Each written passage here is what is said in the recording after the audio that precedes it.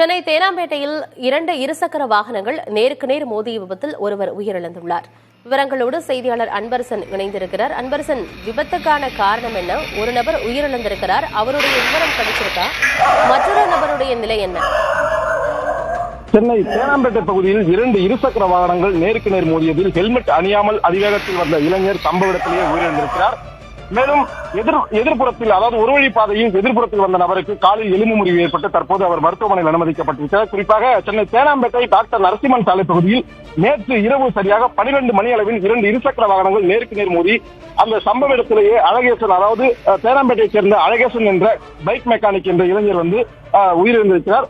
மேலும் எதிரே வந்த மயிலாப்பூரை சேர்ந்த சரவணன் என்பவர் படுகாயங்களோடு தற்போது ராயப்பேட்டை அரசு மருத்துவமனையில் அனுமதிக்கப்பட்டிருக்கிறார். இந்த சம்பவம் குறித்து தற்போது பாண்டிபஜார் போக்குவரத்து புலனாய்வு பிரிவு போலீசார் வழக்கு பதிவு செய்து மேலும் அந்த வாகன விபத்தை ஏற்படுத்திய சரவணன் என்பவரை கைது செய்து விசாரணையில் ஈடுபட்டு வருகிறார்கள். குறிப்பாக இந்த விபத்தானது இரண்டு முக்கிய காரணங்களால் நிகழ்ந்திருப்பது பாண்டிபஜார் போக்குவரத்து புலனாய்வு பிரிவு அதிகாரிகள் விசாரணையில் தெரிய வந்திருக்கிறது. குறிப்பாக இந்த விபத்து நடந்த இடத்தில் ஒரு மிகப்பெரிய பள்ளம் ஒன்று இருக்கிறது. குறிப்பாக இந்த மழைநீர் வடிகால் பள்ளம், அந்த பள்ளம் சரியாக மூடப்படாதது இந்த விபத்திற்கு காரணம் என இங்க இருக்கக்கூடிய பொதுமக்களும் அதே போன்று போலீசாரும் தகவல் தெரிவித்திருக்கிறார்கள். குறிப்பாக 2 வாரங்களுக்கு முன்பு தோண்டப்பட்ட இந்த பள்ளத்தின் காரணமாக நேற்று இரவு சரியாக 12 மணி அளவில் வந்த அழகேசன் அந்த பள்ளத்தை பார்த்து ஒதுங்க முற்படுவதும், அப்போது எதிர் திசையில் ஒரு வழி பாதையில் ராங் ரூட்டில் வந்த மயிலாப்பூரை சேர்ந்த சரவணன் அதிவேகமாக வந்தபோது இரண்டு இருசக்கர வாகனங்கள் நேருக்கு நேர் மோதியது. மேலும் அந்த அழகேசன் ஹெல்மெட் அணியாமல் அவர் வந்திருக்கிறார். குறிப்பாக அழகேசனுக்கு பின்னந்தலையில் மட்டும்தான் அடிபட்டிருக்கிறது.